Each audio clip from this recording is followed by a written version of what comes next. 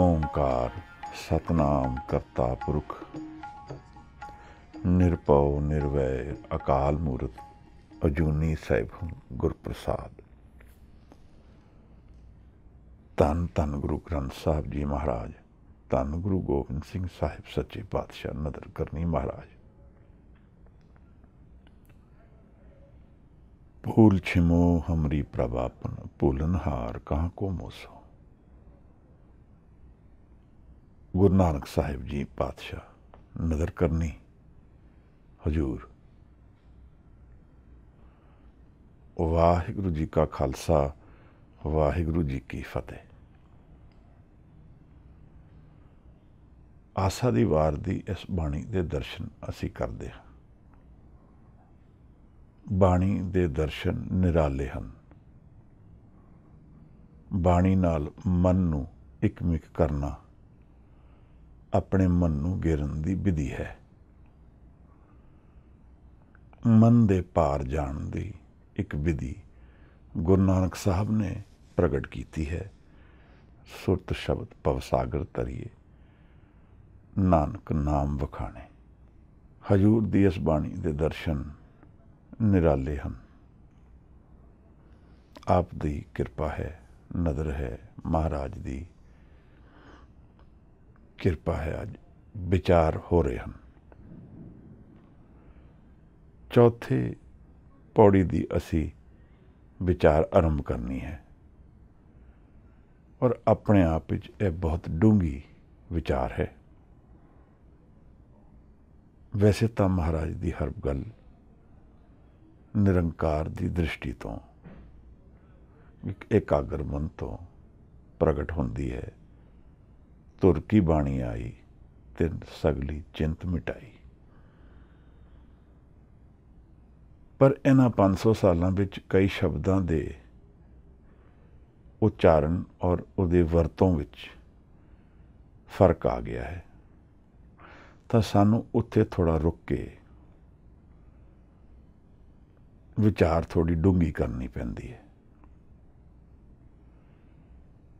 इस पदे नूं कोई वीर भैन पौड़ी नूं पढ़दे, आओ फिर इहदी विचार विच असीं उतरदे हां। इस पौड़ी दे दर्शन करते हाँ। धन्यवाद। वाहिगुरु जी। श्लोक महला पहला।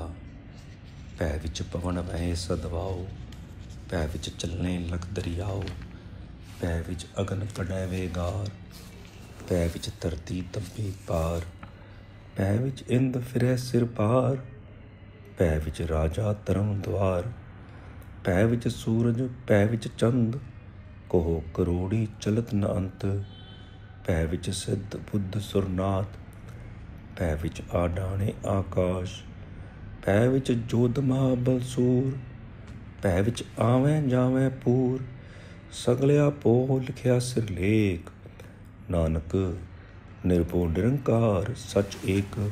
महला पहला। नानक निर्भो निरंकार होर केते राम रवाल, केतियां कन्न कहानियां, केते वेद विचार, केते नच्चै मंगते गिणमुण पूरे ताल, बाजारी बाजार में आए कड़े बाजार, गावे राजे रानियां बोले आल पताल, लख टकियां के मुंदड़े लख टकियां के हार, जित तन पाइए नानका से तन होवे छार, ज्ञान न गलनी ढूंढिए कथना करड़ा सार, करम मिलै तां पाइए होर हिकमत हुकम ख्वार। पौड़ी। नदर करें जे अपनी तां नदरी सतगुर पाया, ये जियो बोते जन्म प्रमया तां सतगुर शब्द सुनाया, सतगुर जेवड़ दाता को नहीं सब सुनियो लोक सबाया, सतगुर मिलै सच पाया जिनी विचों आप गवाया, जिन सच्चो सच बुझाया, जिन सच्चो सच बुझाया। वाहिगुरु जी। धन्यवाद भाई साहब। ਇੱਕ ਓਂਕਾਰ ਦੇ ਦਰਸ਼ਨ ਗੁਰੂ ਗ੍ਰੰਥ ਸਾਹਿਬ ਜੀ ਦੇ ਦਰਸ਼ਨ ਹਨ। ਗੁਰੂ ਨਾਨਕ ਸਾਹਿਬ ਇਹਨਾਂ ਪੌੜੀਆਂ ਵਿੱਚ ਇੱਕ ਓਂਕਾਰ ਦੇ ਹੀ ਦਰਸ਼ਨ ਪ੍ਰਗਟ ਕਰਦੇ ਹਨ। ਸਾਹਿਬ ਨੇ ਪਹਿਲਾਂ ਸੱਚ ਦੀ ਗੱਲ ਕੀਤੀ ਹੈ। ਉਹ ਸੱਚ ਹੈ, ਉਹ ਇਸ ਸ੍ਰਿਸ਼ਟੀ ਦੇ ਵਿੱਚ ਸਮਾਇਆ ਹੋਇਆ ਹੈ। ਉਹਨਾਂ ਨੂੰ ਇਸ ਸਾਰੀ ਸ੍ਰਿਸ਼ਟੀ ਵਿੱਚ ਨਿਰੰਕਾਰ ਦੇ ਦਰਸ਼ਨ ਪ੍ਰਗਟ ਦਿਖਦੇ ਹਨ, ਸਾਨੂੰ ਨਹੀਂ ਦਿਖਦੇ।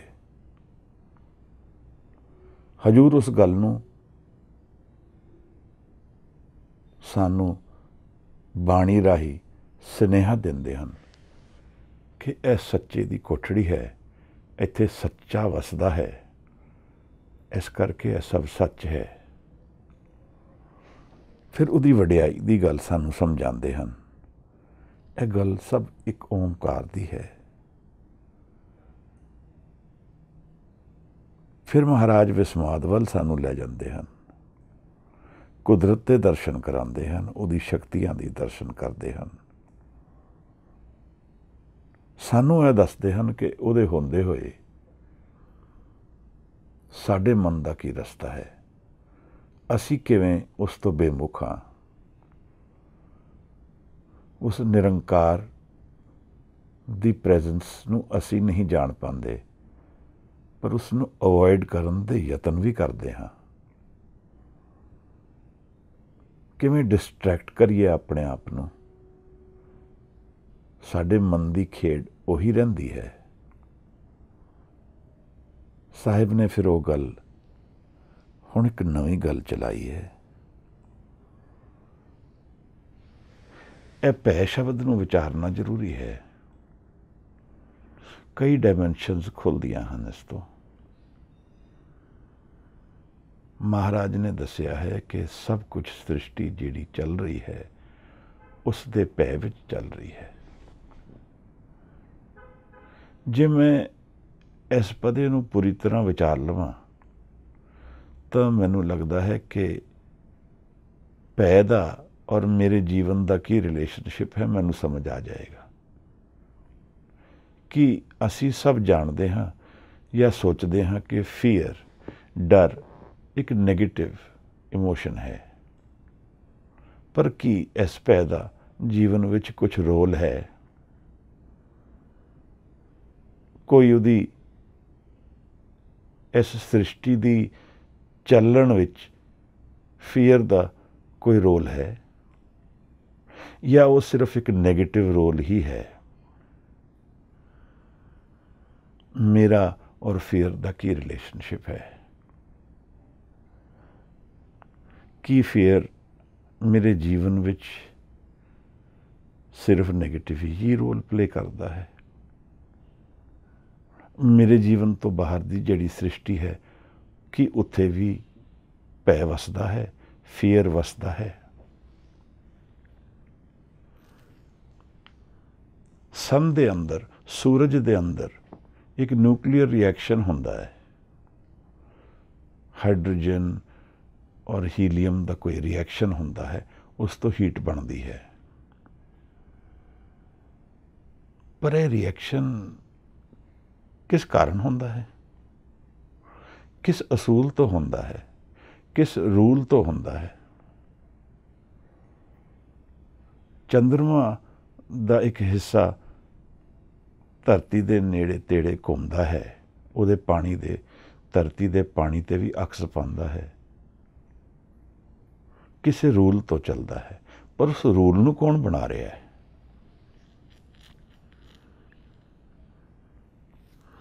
ਗਰਮੀ ਨਾਲ ਭਾਪ ਬਣ ਕੇ ਪਾਣੀ ਉੱਪਰ ਉੱਡਦਾ ਹੈ, ਇਹ ਕਿਸ ਨੇ ਰੂਲ ਬਣਾਇਆ ਹੈ? ਇਹਦੇ ਪਿੱਛੇ ਇਹ ਫਿਜ਼ਿਕਸ ਦੇ ਲਾਜ਼ ਹੀ ਹਨ। ਤਾਂ ਫਿਜ਼ਿਕਸ ਦੇ ਲਾਜ਼ ਕਿਸ ਨੇ ਬਣਾਏ ਹਨ? ਕੋਈ ਸ਼ਕਤੀ ਹੈ, ਕੋਈ ਇੰਟੈਲੀਜੈਂਸ ਹੈ? ਇੰਟੈਲੀਜੈਂਸ ਤਾਂ ਹੋਏਗੀ। ਆਪਣੇ ਸਰੀਰ ਨੂੰ ਹੀ ਅਸੀਂ ਦੇਖ ਲਈਏ, ਅਨੇਕਾਂ ਹੀ ਮਿਰਕਲਸ ਇਹਦੇ ਅੰਦਰ ਰੋਜ਼ ਆਪਣਾ ਕੰਮ ਕਰਦੇ ਹਨ, ਨਹੀਂ ਤਾਂ ਸਰੀਰ ਨਹੀਂ ਚੱਲ ਪਾਉਂਦਾ। ਇੱਕ ਬੈਲੈਂਸ ਦੇ ਵਿੱਚ ਸਾਰਾ ਸਰੀਰ ਚੱਲਦਾ ਹੈ। ਇਹਦੀ ਐਸਿਡਿਟੀ ਮੇਨਟੇਨ ਹੁੰਦੀ ਹੈ, ਬਲੱਡ ਦੀ ਵਿਸਕੋਸਿਟੀ ਮੇਨਟੇਨ ਹੁੰਦੀ ਹੈ। ਇਹ ਸਭ ਕੌਣ ਕਰ ਰਿਹਾ ਹੈ? ਇਹ ਜੀਵਨ ਦੇ ਪਿੱਛੇ ਕੀ ਖੜਾ ਹੈ, ਜਿਹੜਾ ਜੀਵਨ ਨੂੰ ਚਲਾ ਰਿਹਾ ਹੈ। ਔਰ ਕਿਉਂ ਚਲਾ ਰਿਹਾ ਹੈ, ਕਿਵੇਂ ਚਲਾ ਰਿਹਾ ਹੈ, ਕਿਸ ਮੈਥਡ ਨਾਲ ਚਲਾ ਰਿਹਾ ਹੈ। ਡਰ ਔਰ ਮੇਰੇ ਮਨ ਦਾ ਕੀ ਰਿਸ਼ਤਾ ਹੈ ਮਹਾਰਾਜ? ਇੱਕ ਮਾਂ ਨੂੰ ਡਰ ਨਾ ਰਹੇ, ਫਿਕਰ ਨਾ ਰਹੇ ਕਿ ਬੱਚੇ ਨੂੰ ਦੁੱਧ ਪਿਲਾਣਾ ਹੈ, ਤਾਂ ਬੱਚੇ ਦੀ ਜਾਨ ਨੂੰ ਖਤਰਾ ਹੋ ਸਕਦਾ ਹੈ। ਉਹਨੂੰ ਫਿਕਰ ਹੈ, ਉਹਨੂੰ ਡਰ ਹੈ ਉਹਦੀ ਜਾਨ ਦਾ, ਤਾਂ ਉਹ ਬਚਦਾ ਹੈ। ਇਹ ਕਿਸਨੇ ਫੀਅਰ ਬਣਾਇਆ? ਇਹਦਾ ਮਤਲਬ ਫੀਅਰ ਮੇਰੇ ਜੀਵਨ ਦਾ ਪ੍ਰੋਟੈਕਸ਼ਨ ਵੀ ਕਰਦਾ ਹੈ। ਮੈਂ ਅਗਰ ਡਰਾਂ ਨਾ ਤਾਂ ਆਪਣਾ ਹੱਥ ਅੱਗ ਵਿੱਚ ਪਾ ਦਿਆਂ, ਮੇਰਾ ਹੱਥ ਜਲ ਜਾਏਗਾ। ਮੈਂ ਡਰਾਂ ਨਾ ਤਾਂ ਪਾਣੀ ਦੇ ਵਿੱਚ ਡੁੱਬ ਜਾਵਾਂ ਔਰ ਸਮਝ ਹੀ ਨਾ ਆਏ ਕਿ ਡੁੱਬ ਰਿਹਾ ਹਾਂ। ਮੇਰੇ ਜੀਵਨ ਨੂੰ ਬਚਾ ਵੀ ਰਿਹਾ ਹੈ ਡਰ। ਬਾਬਾ ਬੁੱਢਾ ਦੀ ਕਹਾਣੀ ਬੜੀ ਪ੍ਰੀਤੀ ਲੱਗਦੀ ਹੈ। ਛੋਟੀ ਉਮਰ ਵਿੱਚ ਗੁਰੂ ਨਾਨਕ ਸਾਹਿਬ ਦੇ ਦਰਸ਼ਨ ਹੋਏ ਹਨ। ਅੱਗ ਵਿੱਚ ਤੀਲੇ ਬਲਦੇ ਦਿਖੇ ਹਨ, ਡਰ ਗਏ ਹਨ। ਡਰ ਨੇ ਸਾਰਾ ਜੀਵਨ ਬਦਲ ਦਿੱਤਾ। ਉਸ ਡਰ ਦੀ ਸ਼ਕਤੀ ਨੂੰ ਵਰਤ ਕੇ ਪੂਰਾ ਜੀਵਨ ਪਲਟ ਲਿਆ। ਬ੍ਰਹਮ ਗਿਆਨੀ ਹੋ ਗਏ, 6 ਗੁਰੂਆਂ ਦੇ ਨਾਲ ਰਹੇ। ਔਰ ਕਿਤਨੀ ਹੀ ਕਰਮਾਤਾਂ, ਕਿਤਨੀ ਪ੍ਰੇਮ ਦੀਆਂ ਕਹਾਣੀਆਂ ਬਾਬਾ ਬੁੱਢਾ ਦੀ ਹਜ਼ੂਰੀ ਨਾਲ ਬਣੀਆਂ ਹੋਈਆਂ ਹਨ। ਇੱਕ ਬ੍ਰਹਮ ਗਿਆਨੀ ਜੀਵਨ ਹੈ, ਐਗਜ਼ੈਂਪਲਰੀ ਲਾਈਫ ਕਹਿ ਦਈਏ। ਸੰਤ ਪੁਰਸ਼ शिखर जीवन का। डर ने इतना कुछ कर लिया, डर की शक्ति नूं वरत के इतना चेंज लिया है जीवन विच। पर डर नेगेटिव भी है। अगर फियर मेरी जीवन नूं कंज्यूम कर लेगा, अगर मैं सारा टाइम डरदा ही रवांगा, तो फिर मेरी ऊर्जा जीवन की घट जाएगी, बहुत ज़्यादा एक्शन की एबिलिटी घट जाएगी। गिल्ट और फियर, मैनू लगता है ये दो बहुत नेगेटिव इमोशनस असी पकड़ लेंदे हाँ, साडा मन पकड़ लेंदा है और लगातार इहदे विच पिसदा रहिंदा है।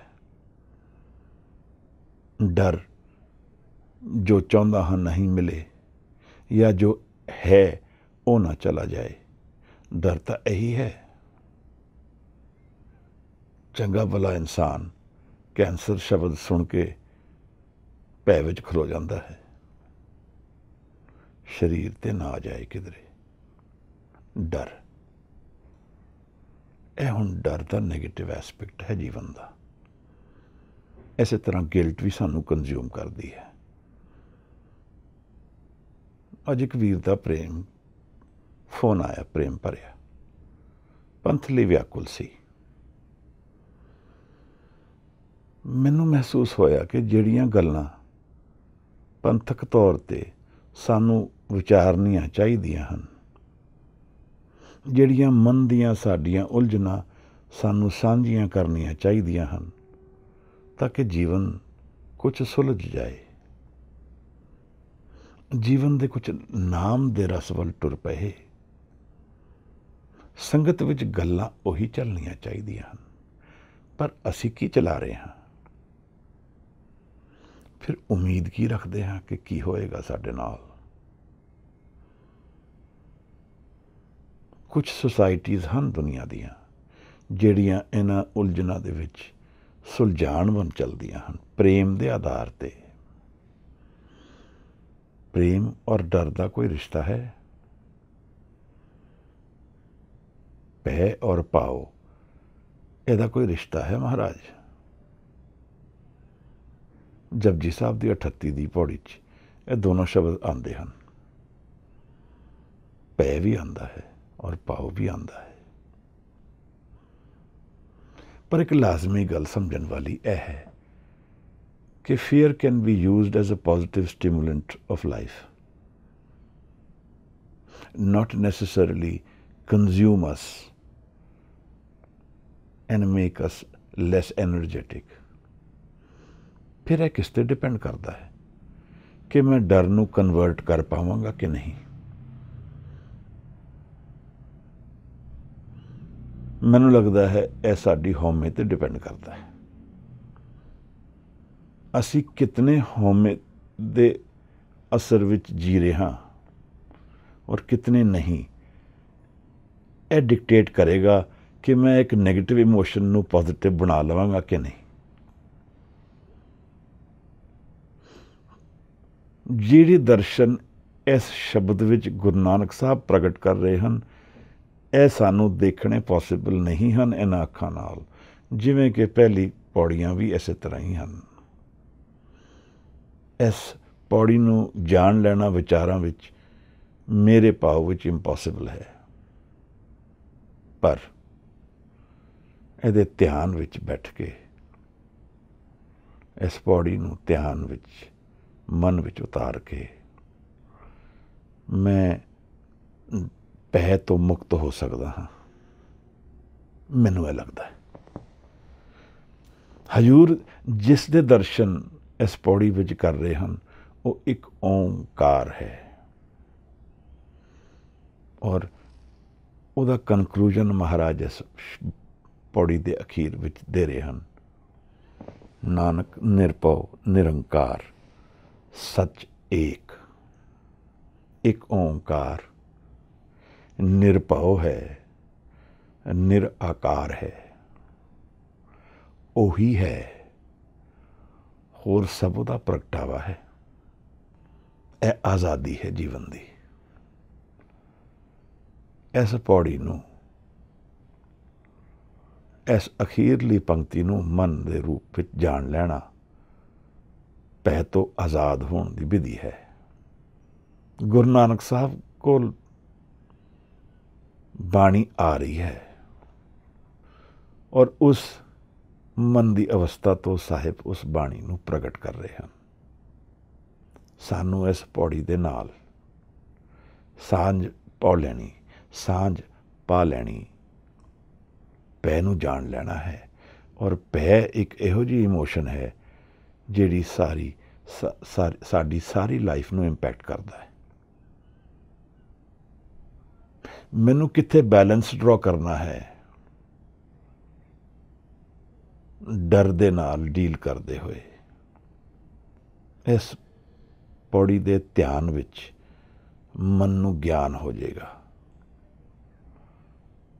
एक होर डायमेंशन की गल मैं कर रहा। आओ विचारीए यह भय की थोड़ी जी सिंपलीफाई करिए इसनूं। असी एक देश दे वासी हाँ, इत्थे कानून है। इस देश की हुकूमत उस कानून के जरिए साडे जीवन नूं छूंदी है, इंपैक्ट करती है, कुछ हद तक डिक्टेट करती है, कुछ हद तक आज़ादी दिंदी है। असी उस कानून के भय विच जींदे हाँ। इहदा यह मतलब नहीं कि असी रोज़ डर के उठांगे। उहदा यह मतलब है कि असी उस कानून के ज्ञान विच जींदे हाँ। असी टैक्स भरना है कि नहीं भरना, असी गड्डी किवें चलानी है, लाइसेंस होना है कि नहीं होना, पानी नूं वरतों करनी है तो उहदा बिल भरना है, उहदा टैक्स देना है।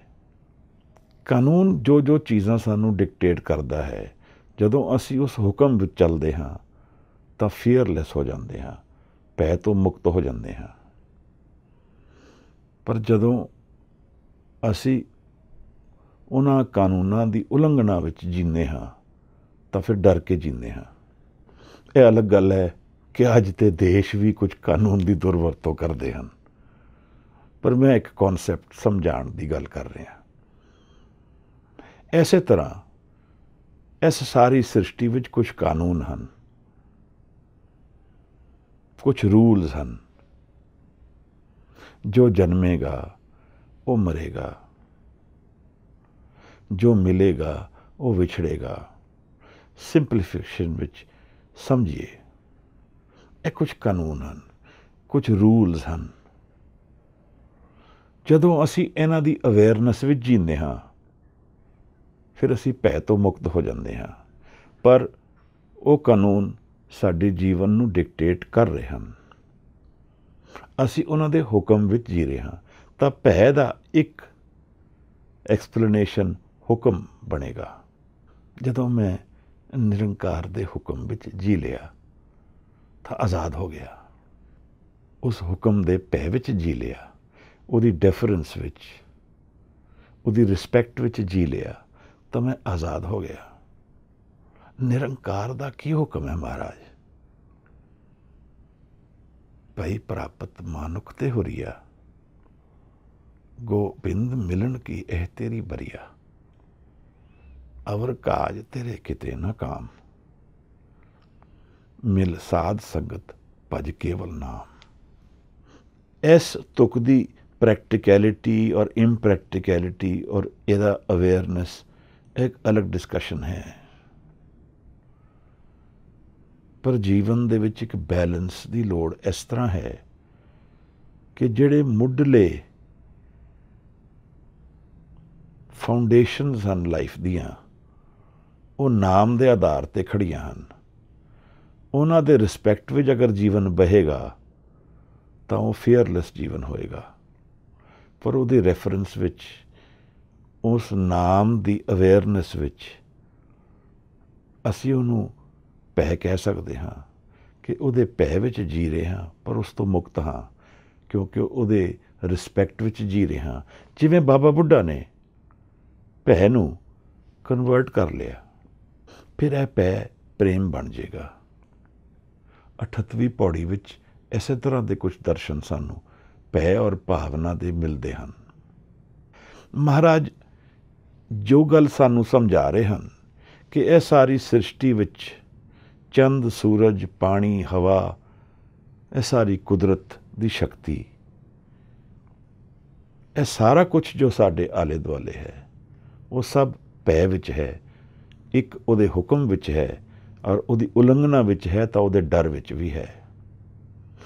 ਇਹਦਾ ਮਤਲਬ ਕੀ ਹੈ ਕਿ ਇਸ ਸਾਰੀ ਕਾਇਨਾਤ ਵਿੱਚ ਇੱਕ ਨਿਰੰਕਾਰ ਵਸਦਾ ਹੈ ਔਰ ਉਸ ਦੀ ਉਲੰਘਣਾ ਕੋਈ ਨਹੀਂ ਕਰ ਸਕਦਾ, ਉਹਨੂੰ ਇਗਨੋਰ ਕੋਈ ਨਹੀਂ ਕਰ ਸਕਦਾ। ਇਗਨੋਰ ਕਰੇਗਾ ਤਾਂ ਉਹਦੇ ਡਰ ਵਿੱਚ ਰਹੇਗਾ।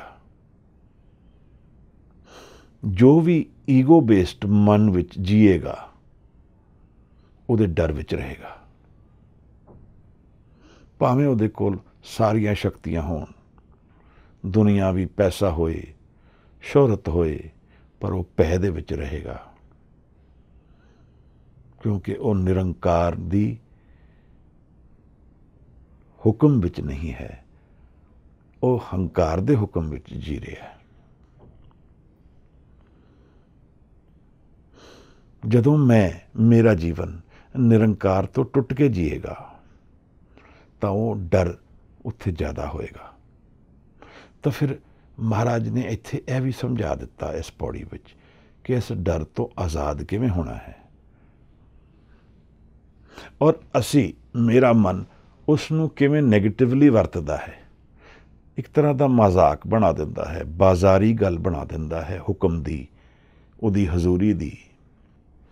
ਗੱਲ ਦਰਅਸਲ ਕੀ ਹੈ ਕਿ ਜੀਵਨ ਵਿੱਚ ਇੱਕ ਹਜ਼ੂਰੀ ਹੈ ਜਿਹੜੀ ਮੇਰੀ ਮਾਲਕ ਹੈ, ਜਿਹੜੀ ਮੈਨੂੰ ਗਵਰਨ ਕਰ ਰਹੀ ਹੈ, ਜਿਹੜੀ ਸਭ ਕੁਝ ਚਲਾ ਰਹੀ ਹੈ।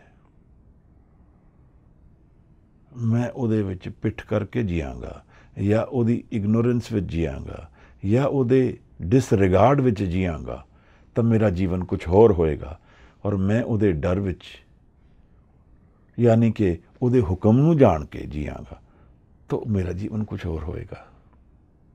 ਤਾਂ ਇੱਥੇ ਭੈ ਦੀ ਨੈਗੇਟਿਵ ਕੋਨੋਟੇਸ਼ਨ ਡਰ ਹੈ ਔਰ ਉਹਦੀ ਪੋਜ਼ਿਟਿਵ ਕੋਨੋਟੇਸ਼ਨ ਹੁਕਮ ਹੈ। ਮਹਾਰਾਜ ਨੇ ਹੁਣ ਕੀ ਕਿਹਾ? ਭੈ ਵਿੱਚ ਪਵਨ ਵਹੇ ਸਦਵਾਓ।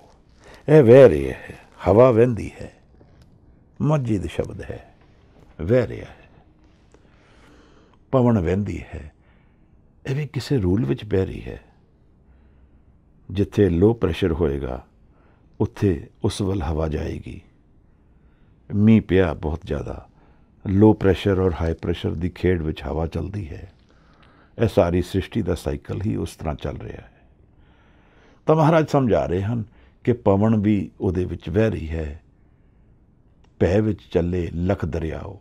ਦਰਿਆ ਵੀ ਸਾਰੇ ਇਸ ਇੱਕ ਅਸੂਲ ਨਾਲ, ਕਿਸੇ ਅਸੂਲ ਨਾਲ ਚੱਲਦੇ ਹਨ। ਮੈਨੂੰ ਯਾਦ ਨਹੀਂ ਹੁਣ, ਪਰ ਦੁਨੀਆ ਦੀ ਸਾਰੀ ਨਦੀਆਂ ਇੱਕ ਨਦੀ ਨੂੰ ਛੱਡ ਕੇ ਇੱਕ ਡਾਇਰੈਕਸ਼ਨ ਵੱਲ ਫਲੋ ਕਰਦੀਆਂ। ਮੈਨੂੰ ਹੁਣ ਧਿਆਨ ਨਹੀਂ, ਜਾਂ ਤਾਂ ਇਕਵੇਟਰ ਵੱਲ ਨੇ ਜਾਂ ਇਕਵੇਟਰ ਤੋਂ ਪਰੇ ਨੇ, ਸਿਵਾਏ ਨਾਈਲ ਦੇ, ਸ਼ਾਇਦ ਮੈਨੂੰ ਭੁਲੇਖਾ ਹੈ ਹੁਣ। ਪਰ ਇਸ ਤਰ੍ਹਾਂ ਦਾ ਕੁਛ ਹੈ ਕਿ ਇਹਨਾਂ ਦੀ ਸਾਰੀ ਡਾਇਰੈਕਸ਼ਨ, ਸਾਰੀ ਨਦੀ ਦੀਆਂ ਇੱਕ ਤਰ੍ਹਾਂ ਦੀ ਡਾਇਰੈਕਸ਼ਨ ਹਨ। ਇਹ ਵੈਸੇ ਸ਼ੇਅਰ ਕਰ ਰਿਹਾ ਮੈਂ, ਪਰ ਕਹਿਣ ਦਾ ਭਾਵ ਅਰਥ ਕੀ ਹੈ ਕਿ ਨੇਚਰ ਜਿਹੜਾ ਹੈ ਕਿਸੇ ਅਸੂਲ ਨਾਲ ਚੱਲਦਾ ਹੈ ਔਰ ਉਸ ਅਸੂਲਾਂ ਦੀ ਉਲੰਘਣਾ ਨਹੀਂ ਕਰ ਸਕਦਾ। ਉਹਦੇ ਡਰ ਵਿੱਚ ਹੈ, ਔਰ ਜਦੋਂ ਉਹਦੇ ਹੁਕਮ ਵਿੱਚ ਚੱਲਦਾ ਹੈ ਤਾਂ ਉਹਦੇ ਹੁਕਮ ਵਿੱਚ ਹੈ। ਇਹ ਸਾਰੀ ਕਾਇਨਾਤ ਇੱਕ ਸ਼ਕਤੀ ਦਾ ਪ੍ਰਗਟਾਵਾ ਹੈ। ਮਹਾਰਾਜ ਨੇ ਸਾਨੂੰ ਸਮਝਾਇਆ ਹੈ, ਇੱਕ ਓਂਕਾਰ ਸੱਚ ਹੈ। ਉਹ ਕਿਵੇਂ ਸੱਚ ਹੈ? ਮੈਨੂੰ ਲੱਗਦਾ ਹੈ ਇਹ ਸਾਨੂੰ ਐਕਸਪਲੇਨ ਕਰ ਰਹੇ ਹਨ। ਇਸ ਪਦੇ ਵਿੱਚ ਵੀ ਉਹੀ ਐਕਸਪਲੇਨੇਸ਼ਨ ਚੱਲ ਰਹੀ ਹੈ। ਸ਼ਲੋਕ ਤੋਂ ਗੱਲ ਸ਼ੁਰੂ ਹੋਈ ਹੈ। ਭੈ ਵਿੱਚ ਅਗਨ ਕੱਢੇ ਵੇਗਾਰ, ਅਨੇਕਾਂ ਰੂਪਾਂ ਵਿੱਚ ਨਿਕਲਦੀ ਹੈ ਅੱਗ। ਉਹ ਵੀ ਕਿਸੇ ਹੁਕਮ ਵਿੱਚ, ਕਿਸੇ ਭੈ ਵਿੱਚ ਚੱਲ ਰਹੀ ਹੈ। ਤਾਂ ਮੇਰਾ ਜੀਵਨ ਵੀ ਇਸੇ ਤਰ੍ਹਾਂ ਪਾਣੀ ਨਾਲ, ਹਵਾ ਨਾਲ, ਅੱਗ ਨਾਲ ਇੰਪੈਕਟ ਹੁੰਦਾ ਹੈ। ਮੇਰਾ ਜੀਵਨ ਵੀ ਕਿਸੇ ਹੁਕਮ ਵਿੱਚ ਚੱਲ ਰਿਹਾ ਹੈ, ਕਿਸੇ ਭੈ ਵਿੱਚ ਚੱਲ ਰਿਹਾ ਹੈ। ਅਸੀਂ ਲੋਕ ਉਹਦੇ ਸਿੰਪਟਮਸ ਦੇਖਦੇ ਹਾਂ। ਉਹ ਕੀ ਹੈ ਸ਼ਕਤੀ ਜਿਹੜੀ ਇਹ ਸਭ ਕੁਛ ਨੂੰ ਚਲਾ ਰਹੀ ਹੈ? ਉਸ ਨੂੰ ਕਿਵੇਂ ਦੇਖਾਂਗਾ? ਕੀ ਦੇਖ ਸਕਦਾ ਹਾਂ? ਕੀ ਜਾਣ ਸਕਦਾ ਹਾਂ? ਕੀ ਨਹੀਂ ਜਾਣ ਸਕਦਾ ਹਾਂ? Can I know and be aware of that energy which is ever present? ਹਰ ਜਗ੍ਹਾ ਤੇ ਹਾਜ਼ਰ ਹੈ, ਹਰ ਸਥਾਨ ਤੇ, ਹਰ ਚੀਜ਼ ਦਾ ਕਾਰਨ ਹੈ। ਮਹਾਰਾਜ ਨੇ ਉਸ ਨੂੰ ਨਾਮ ਕਿਹਾ ਹੈ। ਮੈਂ ਕਿਵੇਂ ਜਾਣ ਸਕਦਾ ਹਾਂ? ਇਸ ਪੌੜੀ ਵਿੱਚ ਸਾਹਿਬ ਸਮਝਾ ਰਹੇ ਹਨ।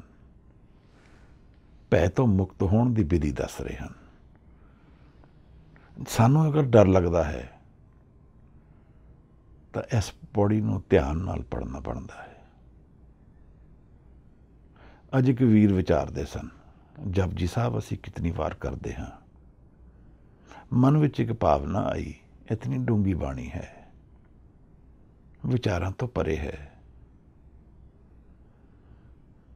ਇਸ ਜੀਵਨ ਵਿੱਚ ਹੀ ਜਪਜੀ ਸਾਹਿਬ ਦੇ ਧਿਆਨ ਵਿੱਚ ਹੋ ਜਾਏ, ਇੱਕ ਖਿਣ ਵੀ ਇੱਕ ਮਿਕ ਹੋ ਜਾਏ ਜਪਜੀ ਸਾਹਿਬ ਨਾਲ ਮਨ, ਤਾਂ ਪੂਰਾ ਜੀਵਨ ਧਨ ਹੋ ਸਕਦਾ ਹੈ। ਪਰ ਅਸੀਂ ਨਿਤ ਪੜ੍ਹਦੇ ਹਾਂ, ਫਿਰ ਵੀ ਸਾਡੇ ਤੇ ਉਹਦਾ ਅਕਸਰ ਨਹੀਂ ਪੈ ਰਿਹਾ। ਕਿਧਰੇ ਇਹ ਤਾਂ ਨਹੀਂ ਕਿ ਮੈਂ ਮਨ ਦੀ ਤਿਆਰੀ ਨਹੀਂ ਕੀਤੀ, 38ਵੀਂ ਪੌੜੀ ਦਾ ਧਿਆਨ ਨਹੀਂ ਕੀਤਾ। ਵਿਧੀ ਕੀ ਹੈ ਬਾਣੀ ਪੜ੍ਹਨ ਦੀ? ਮਨ ਨੂੰ ਖੜਾ ਕਰਕੇ ਬਾਣੀ ਨੂੰ ਸੰਤੋਖ ਨਾਲ ਪੜ੍ਹਿਆ, ਪੂਰੇ ਧਿਆਨ ਨਾਲ ਪੜ੍ਹਿਆ। ਕੁਛ ਤਾਂ ਦੋਸ਼ ਇਹ ਬਣਦਾ ਹੈ, ਸਾਡੇ ਕੋਲ ਧਿਆਨ ਨਹੀਂ ਹੈ, ਮਨ ਵੇਵਰ ਹੀ ਕਰਦਾ ਰਹਿੰਦਾ ਹੈ। ਇੱਕ ਵਿਆਹ ਵਿੱਚ ਜਾਣਾ ਪਿਆ, ਥੋੜ੍ਹਾ ਅਜੀਬ ਜਿਹਾ ਲੱਗਦਾ ਹੈ। ਹੁਣ ਇਹ ਕੀ ਗੱਲਾਂ ਉੱਥੇ ਹੁੰਦੀਆਂ ਹਨ? ਕੋਈ ਵੀ ਗੱਲ ਕੰਮ ਦੀ ਨਹੀਂ ਹੈ। ਐਵੇਂ ਹੀ ਸਮਾਂ ਕੱਢਣ ਦੀ ਗੱਲ ਹੈ। ਤਾਂ ਫਿਰ ਲੋਕਾਂ ਨੂੰ ਬਿਨਾਂ ਨਸ਼ਾ ਕੀਤੇ ਹੋਸ਼ ਵੀ ਨਹੀਂ ਆਉਂਦਾ, ਕਿਉਂਕਿ ਬੇਹੋਸ਼ੀ ਦਾ ਮਾਹੌਲ ਹੀ ਹੈ। ਜੀਵਨ ਦੇ ਤੱਤ ਗਿਆਨ ਤੇ ਸਮਾਂ ਦੇਣਾ ਚਾਹੀਦਾ ਹੈ ਸਾਨੂੰ। ਸੈਲੀਬ੍ਰੇਸ਼ਨ ਤਾਂ ਜੀਵਨ ਦੀ ਉਹ ਹੈ। ਕਰ ਕੀ ਰਹੇ ਹਾਂ? ਤਾਂ ਫਿਰ ਡਰ ਡਿਕਟੇਟ ਕਰਦਾ ਹੈ ਉਸ ਜੀਵਨ ਨੂੰ। ਫੀਅਰ। ਜਿਸਨੇ ਕਮਾ ਲਿਆ ਉਹ ਡਰਦਾ ਹੀ ਰਹੇਗਾ ਕਿ ਹੁਣ ਕਦੋਂ ਜਾਏਗਾ। ਔਰ ਜਿਤਨਾ ਜੀਵਨ ਦੀ ਉਮਰ ਵੱਧਦੀ ਜਾਂਦੀ ਹੈ ਉਤਨਾ ਡਰ ਵੱਧਦਾ ਜਾਂਦਾ ਹੈ। ਅਗਰ ਨਾਮ ਜੀਵਨ ਵਿੱਚ ਨਹੀਂ ਹੋਏਗਾ, ਔਰ ਅਗਰ ਨਾਮ ਹੋਏਗਾ ਤਾਂ ਉਤਨਾ ਹੀ ਮਨ ਹਲਕਾ ਹੁੰਦਾ ਜਾਏਗਾ। ਇੱਕ ਤਰ੍ਹਾਂ ਦੀ ਤਿਆਰੀ ਵਿੱਚ ਰਹੇਗਾ ਮਨ ਨੂੰ, ਸਰੀਰ ਨੂੰ ਛੱਡਣ ਦੀ। ਨਹੀਂ ਹੋਏਗਾ ਤਾਂ ਕੌਨਫਲਿਕਟ ਵੱਧਦਾ ਜਾਏਗਾ। ਇੱਕ ਤਰ੍ਹਾਂ ਦੀ ਹੋਪਲੈਸਨੈਸ ਬੁਢਾਪੇ ਵਿੱਚ ਘੇਰ ਲਏਗੀ। ਹੋਰ ਕੀ ਕਰਾਂਗੇ? ਸਾਹਮਣੇ ਮੌਤ ਨਜ਼ਰ ਆਉਂਦੀ ਹੈ। ਉਮਰ ਦੇ ਵਧਣ ਨਾਲ ਤਾਂ ਪ੍ਰਤੱਖ ਦਿਖਦਾ ਹੀ ਹੈ ਨਾ, ਕਿੰਨੇ ਸਾਲ ਹੋਰ ਜੀ ਲਾਂਗੇ। ਮਹਾਰਾਜ ਦੀ ਉਮਰ ਕੁਛ ਜ਼ਿਆਦਾ ਨਹੀਂ ਹੈ। 39 70 ਸਾਲ ਦੀ ਉਮਰ ਹੈ। ਹੁਸ਼ਿਆਰਪੁਰ ਦੇ ਮੇਲੇ ਵਿੱਚ ਅਚਲ ਬਟਾਲੇ ਮੇਲੇ ਵਿੱਚ ਗਏ ਹਨ। ਸਿੱਧਾਂ ਨਾਲ ਗੋਸ਼ਟੀ ਕਰ ਰਹੇ ਹਨ, ਪਰ ਸੁਰਖਰੂ ਹਨ। ਕੋਈ ਭਾਰ ਨਹੀਂ ਹੈ ਜੀਵਨ ਤੇ। ਤਤ ਗਿਆਨ ਵੱਲ ਇਹੋ ਜਿਹੇ ਗੁਰੂ ਨੂੰ ਜੀਵਨ ਵਿੱਚ ਅਪਣਾ ਲੈਣਾ ਜੀਵਨ ਨੂੰ ਪਲਟ ਦੇਣ ਦੀ ਵਿਧੀ ਹੈ। ਅਸੀਂ ਅਗਰ ਜੀਵਨ ਨੂੰ ਜਾਣਨਾ ਹੈ ਤੇ ਸਾਨੂੰ ਮੌਤ ਤੋਂ ਜੀਵਨ ਨੂੰ ਦੇਖਣਾ ਪਏਗਾ। ਪਹਿਲਾ ਮਰਨ ਕਬੂਲ, ਪਹਿਲਾਂ ਕਬੂਲਣਾ ਪਏਗਾ ਕਿ ਮੈਂ ਮਰਨਾ ਹੈ ਇੱਕ ਦਿਨ। ਔਰ ਜਿਹੜਾ ਇਹ ਮੂਵਿੰਗ ਜੀਵਨ ਹੈ, ਇਹ ਮੈਨੂੰ ਕੁਛ ਨਹੀਂ ਦੇਗਾ, ਇਹਦੀ ਆਸ ਛੱਡਣੀ ਪਏਗੀ। ਜੀਵਨ ਕੀ ਛੱਡ ਆਸ, ਹੋ ਸਭਨਾ ਕੀ ਰਹਿਣ ਕਾ। मैं किसे तो ਉੱਚਾ नहीं हाँ, तब आओ हमारे पास। ਇਹ ਗੁਰੂ ਦੇ ਬਚਨ ਹਨ। ਭਾਈ ਮੰਝ ਦੀ ਕਥਾ ਯਾਦ ਆਉਂਦੀ ਹੈ। ਗੁਰੂ ਅਰਜਨ ਸਾਹਿਬ ਦਾ ਕਨੇਰਾ ਤਪ ਹੈ ਭਾਈ। ਗੁਰੂ ਗ੍ਰੰਥ ਸਾਹਿਬ ਨੂੰ ਪ੍ਰਗਟ ਕਰਨਾ ਇੱਕ ਤਰ੍ਹਾਂ ਦੀ ਕਰਾਮਾਤ ਹੈ। ਇਹ ਸਾਰੀ ਬਾਣੀਆਂ ਅਸੀਂ ਵਿਚਾਰਦੇ ਹਾਂ, ਕਿਤਨੀ ਮਿਹਨਤ ਲੱਗੀ ਹੈ। ਕਿਸੇ ਰੂਲ ਨਾਲ, ਕਿਸੇ ਹੁਕਮ ਨਾਲ ਇਹ ਸਾਰੀ ਬਾਣੀਆਂ ਦਰਜ ਹੋਈਆਂ ਹਨ। ਇਹ ਸਾਡੀ ਗਲਤੀ ਹੈ, ਕੌਮ ਦੀ ਗਲਤੀ ਹੈ ਕਿ ਅਸੀਂ ਗੁਰੂ ਦੀ ਬਾਣੀ ਨੂੰ ਨਾ ਕਮਾਇਆ, ਨਾ ਅਸੀਂ ਇਹਨੂੰ ਲੈ ਕੇ ਵਿਚਰੇ, ਨਾ ਦੁਨੀਆ ਨੂੰ ਇਹਦੇ ਬਾਰੇ ਦੱਸ ਪਾਏ। ਕਿਉਂਕਿ ਕਮਾਇਆ ਹੀ ਨਹੀਂ ਤਾਂ ਕਿਵੇਂ ਦੱਸਾਂਗੇ। ਤਾਂ ਹਜ਼ੂਰ ਕਹਿੰਦੇ ਹਨ ਕਿ ਭੈ ਵਿੱਚ ਸਭ ਕੁਝ ਚੱਲ ਰਿਹਾ ਹੈ। ਭੈ ਵਿੱਚ ਧਰਤੀ ਦੱਬੀ ਪਾਰ, ਇੱਕ ਭਾਰ ਥੱਲੇ। ਧਰਤੀ ਵੀ ਦੇ ਉੱਪਰ ਵੀ ਇੰਨਾ ਭਾਰ ਹੈ, ਉਹਦੇ ਥੱਲੇ ਵੀ ਭਾਰ ਹੈ। ਇਹ ਦੱਬੀ ਹੋਈ ਹੈ, ਕਿਸੇ ਭੈ ਵਿੱਚ ਚੱਲਦੀ ਹੈ। ਰਾਊਂਡ ਸਫੈਰਿਕਲ ਬੋਡੀਜ਼ ਹਨ ਸਾਰੀ, ਸੈਲੈਸਟੀਅਲ ਬੋਡੀਜ਼। ਉਹ ਕਿਸ ਹੁਕਮ ਨਾਲ ਹਨ? ਗ੍ਰੈਵਿਟੇਸ਼ਨ ਲਾਅ ਉਸ ਨੂੰ ਗਵਰਨ ਕਰਦਾ ਹੈ। ਪਰ ਗ੍ਰੈਵਿਟੇਸ਼ਨ ਲਾਅ ਕਿਸ ਨੇ ਬਣਾਇਆ? ਕਿਹੜੀ ਇੰਟੈਲੀਜੈਂਸ ਨੇ ਬਣਾਇਆ? ਕੋਈ ਇੰਟੈਲੀਜੈਂਸ ਤਾਂ ਮੰਨਣੀ ਪਏਗੀ। ਤਾਂ ਗੁਰੂ ਕਹਿੰਦਾ ਹੈ ਕਿ ਇਹ ਸਭ ਕੁਛ ਉਹਦੇ ਭੈ ਵਿੱਚ ਹੈ, ਉਹਦੇ ਹੁਕਮ ਵਿੱਚ ਹੈ। ਭੈ ਵਿੱਚ ਧਰਤੀ ਦੱਬੀ ਪਾਰ, ਭੈ ਵਿੱਚ ਇੰਦ ਫਿਰੇ ਸਿਰ ਪਾਰ। ਇਹ ਜਿਹੜੇ ਬੱਦਲ ਨੇ ਮੇਰੇ ਸਿਰ ਦੇ ਉੱਪਰ, ਸਾਡੇ ਸਿਰ ਉੱਪਰ ਭਾਰ ਬਣ ਕੇ ਚੱਲਦੇ ਹਨ, ਇਹ ਵੀ ਕਿਸੇ ਹੁਕਮ ਵਿੱਚ ਚੱਲ ਰਹੇ ਹਨ, ਕਿਸੇ ਭੈ ਵਿੱਚ ਚੱਲ ਰਹੇ ਹਨ। ਇਹ ਉਸ ਕਾਨੂੰਨ ਦੀ ਉਲੰਘਣਾ ਨਹੀਂ ਕਰ ਸਕਦੇ। ਇਹਨਾਂ ਪੌੜੀਆਂ, ਇਸ ਸ਼ਲੋਕ ਦੀ ਇਹਨਾਂ ਪੰਕਤੀਆਂ ਵਿੱਚ ਸਾਹਿਬ ਨੇ ਪੂਰੀ ਸ੍ਰਿਸ਼ਟੀ ਦੀ ਗੱਲ ਕਰ ਦਿੱਤੀ ਹੈ। ਨੇਚਰ ਅਸੀਂ ਕਹਿ ਦਈਏ, ਉਹਦੇ ਹੁਕਮ ਵਿੱਚ ਚੱਲਦਾ ਹੈ, ਉਹਦੇ ਡਰ ਵਿੱਚ ਚੱਲਦੀ ਹੈ। ਉਹੀ ਹੈ ਸੈਂਟਰ ਆਫ ਦ ਵਰਲਡ। ਮੈਂ ਨਹੀਂ ਹਾਂ, मैं और मेरा हंकार दुनिया का आधार नहीं है, सेंटर नहीं है, निरंकार उसका सेंटर है। मैनू लगता है सारी बाणी की अवेयरनैस अगर मेरे मन में किसी वेले भी पूरी तरह उतर जाए, इसनूं मैं अबजॉर्ब कर लवां, जिवें सुनना कहते हैं महाराज, यानी पूरी तरह अबजॉर्ब कर लेना।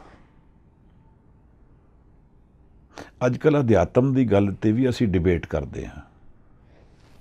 मैनू यह लगता है जिवें गुरु समझा रहे सन, नानक गुरु ना चेतनी मन अपने सुचेत। ना सानू उहदा ज्ञान है, ना उहदे बारे पता है, पर असी एवें ही गल्लां विच ही सारी दुनिया का ज्ञान देंदे फिरदे हैं।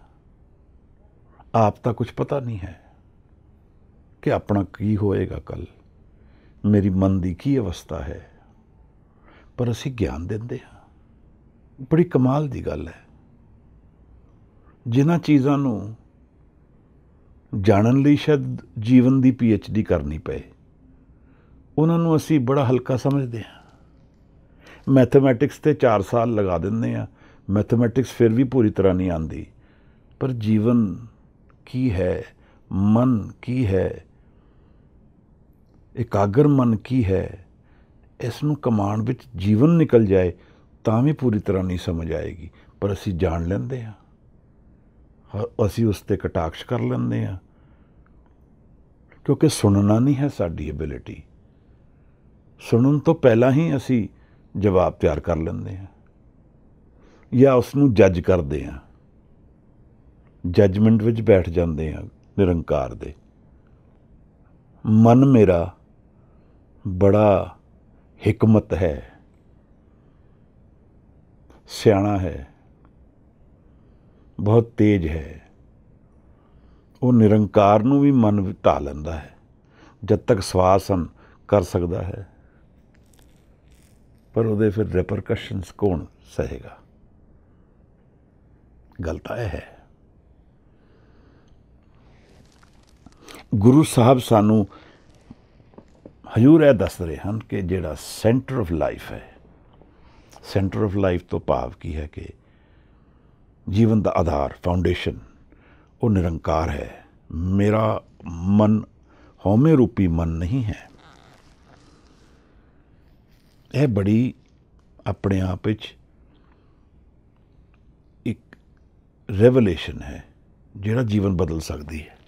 इसनूं सोच के ही मैं अगर बाणी दे ध्यान च बैठा कि मैं नहीं हाँ,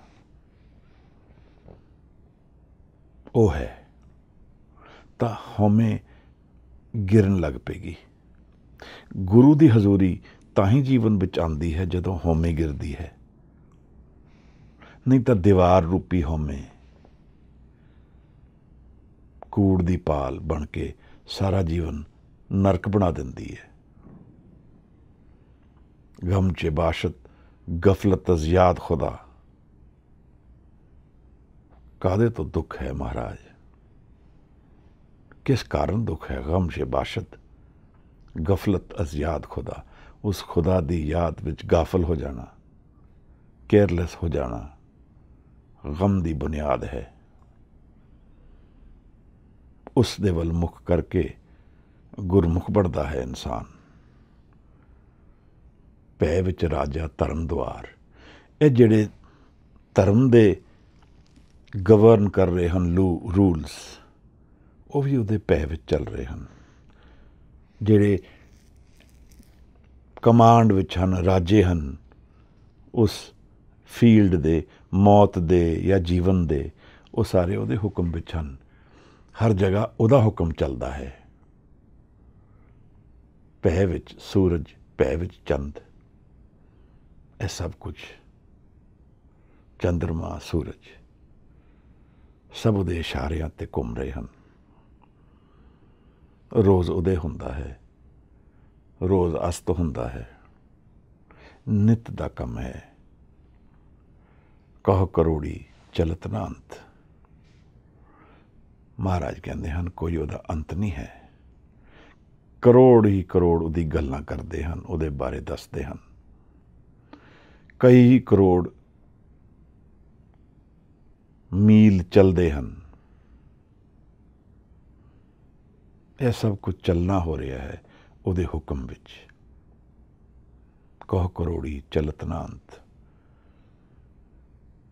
ਇਹ ਸੈਲੈਸਟੀਅਲ ਬੋਡੀਜ਼ ਚੱਲ ਰਹੀਆਂ ਹਨ, ਪਾਣੀ ਚੱਲ ਰਹੀ ਹੈ, ਹਵਾ ਚੱਲ, ਕਰੋੜਾਂ ਹੀ ਮੀਲ, ਮੀਲਾਂ ਦੀ ਕੋਈ ਗਿਣਤੀ ਨਹੀਂ ਹੈ।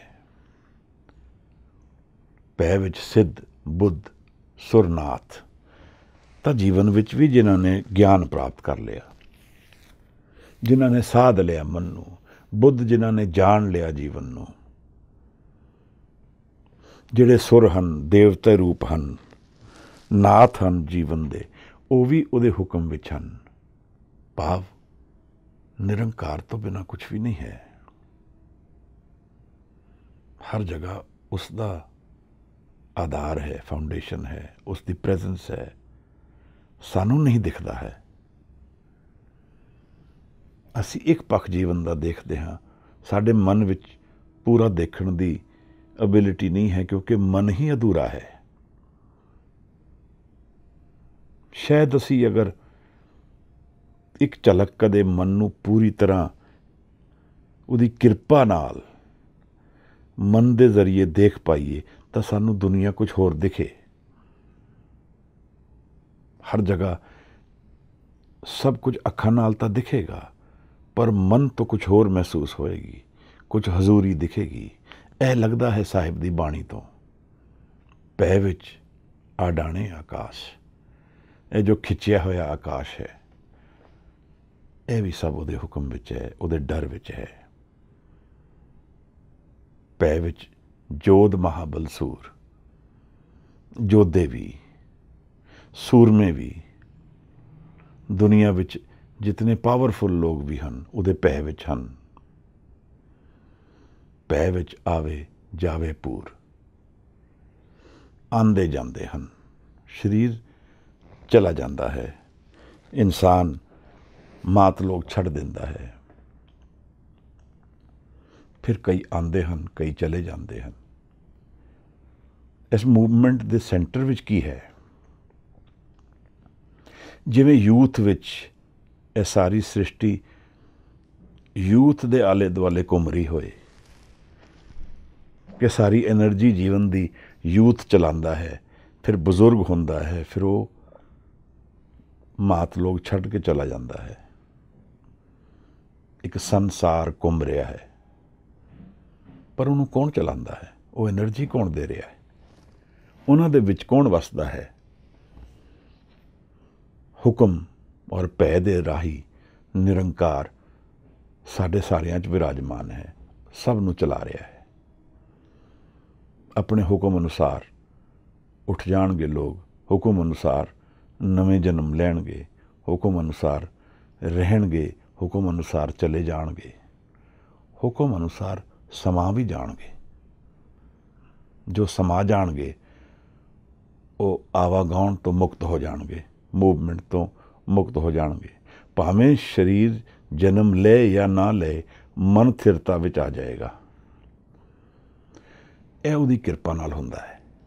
ਜਿਵੇਂ ਕਿ ਕੋਈ ਦਰਵਾਜ਼ਾ ਬੰਦ ਹੈ ਸਾਡੇ ਮਨ ਦੇ ਅੰਦਰ, ਔਰ ਉਸ ਦਰਵਾਜ਼ੇ ਨੂੰ ਖੋਲ੍ਹਣ ਦੀ ਵਿਧੀ ਮੇਰੇ ਕੋਲ ਨਹੀਂ ਹੈ, ਬਟ ਗੁਰੂ ਕੋਲ ਹੈ। ਔਰ ਕੁਝ ਕੰਡੀਸ਼ਨਸ ਦੇ ਰਾਹੀਂ ਫਿਰ ਉਹ ਦਰਵਾਜ਼ਾ ਖੋਲ੍ਹ ਵੀ ਦਿੰਦਾ ਹੈ, ਹੁਕਮ ਅਨੁਸਾਰ, ਭਾਵਨਾ ਅਨੁਸਾਰ। ਔਰ ਮਨ ਨੂੰ ਘੜਨਾ ਸ਼ਬਦ ਨਾਲ ਉਸ ਦਰਵਾਜ਼ੇ ਨੂੰ ਖੋਲ੍ਹਣ ਦੀ ਵਿਧੀ ਹੈ। ਇੱਕ ਡਾਇਮੈਂਸ਼ਨ ਲਾਈਫ ਦੀ ਛਿਪੀ ਹੋਈ ਹੈ। 9 ਦੁਆਰੇ ਪ੍ਰਗਟ ਕੀਏ, 10ਵਾਂ ਗੁਪਤ ਰਖਾਇਆ। ਮਹਾਰਾਜ ਨੇ ਹੁਣ ਇੱਕ ਕੰਕਲੂਜਨ ਦੇ ਦਿੱਤੀ ਹੈ। ਸਗਲੀਆ ਪਾਓ ਲਿਖਿਆ ਸਿਰ ਲੇਖ। ਸਾਰੀ ਸ੍ਰਿਸ਼ਟੀ ਨੂੰ ਹਜ਼ੂਰ ਨੇ ਇੱਥੇ ਕਿਹਾ ਹੈ ਕਿ ਸਾਰੀ ਸ੍ਰਿਸ਼ਟੀ ਨੂੰ ਨਿਰੰਕਾਰ ਨੇ ਡਰ ਨਾਲ ਪਿਰੋਇਆ ਹੈ। ਡਰ ਨਾਲ ਸਾਰੀ ਸ੍ਰਿਸ਼ਟੀ ਬੰਨੀ ਹੋਈ ਹੈ। ਸਗਲਿਆ ਪਾਓ ਲਿਖਿਆ ਸਿਰਲੇਖ ਹਰ ਇੱਕ ਦੇ ਸਿਰ ਵਿੱਚ ਫੀਅਰ, ਹੁਕਮ ਔਰ ਫੀਅਰ ਗਵਰਨ ਕਰ ਰਹੇ ਹਨ। ਜਿਹਦੀ ਆਈਡੈਂਟੀਟੀ ਨਿਰੰਕਾਰ ਤੋਂ ਫਰਕ ਹੈ, ਉਹਦੇ ਹੁਕਮ ਔਰ ਭੈ ਦੇ ਵਿੱਚ ਗਵਰਨਡ ਹੈ। ਜਿਸ ਨੇ ਹਉਮੈ ਗੇਰ ਦਿੱਤੀ ਹੈ, ਉਹ ਹੁਕਮ ਦਾ ਰੂਪ ਹੋ ਗਿਆ ਹੈ।